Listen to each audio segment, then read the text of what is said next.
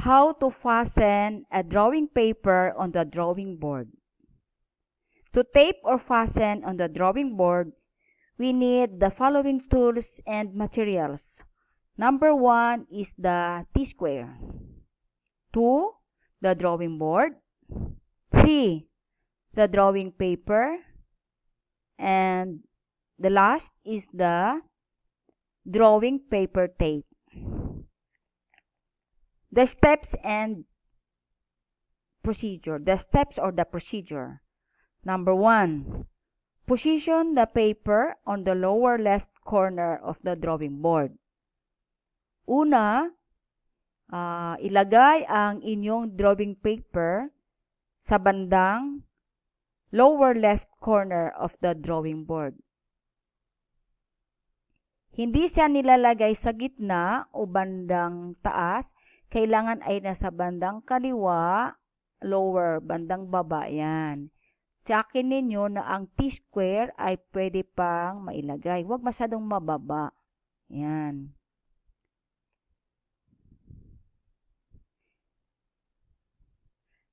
Two, tape or fasten the upper left-hand corner of the paper.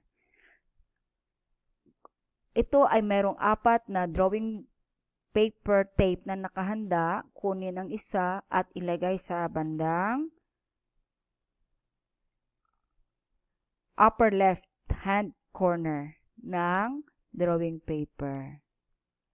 Yan. Pangalawa, bago ilagay ang pangalawang drawing paper tape, label your drawing paper horizontally with the aid of the T-square.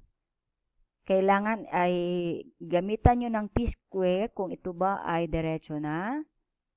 Yan. Pag jack na diretso ay bago ninyo ilalagay ang pangalawang drawing paper tape. Lalagyan na natin yung pangalawa. Bago ilagay uli yung pangatlo, hold the T-square tight against the left-hand edge of the board and slide it up until the lower edge of the paper fits through against the top edge of the blade. Ayan.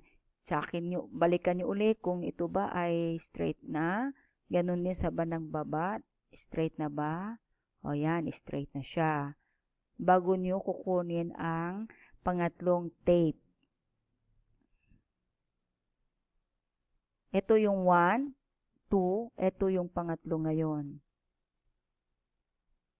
Sa bandang kaliwa uli, yan. And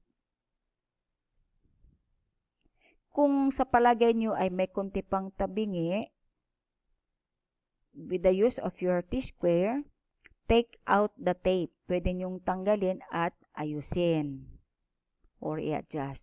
At kung ito ay maayos na, kunin uli yung panghuling or pang-4 na masking tape. Ayan. So class, ito yung tamang paglalagay ng drawing paper sa drawing board.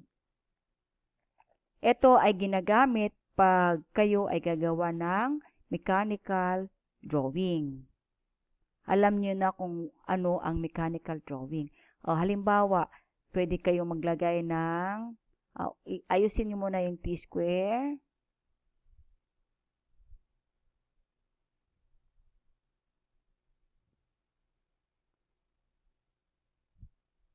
Katulad ng napag-usapan natin nung last meeting, hindi kayo pwedeng gumamit ng triangle na ilalagay lang sa papel. Kailangan ay mayroong T-square bago ilalagay ang triangle. Ayan, adjust natin.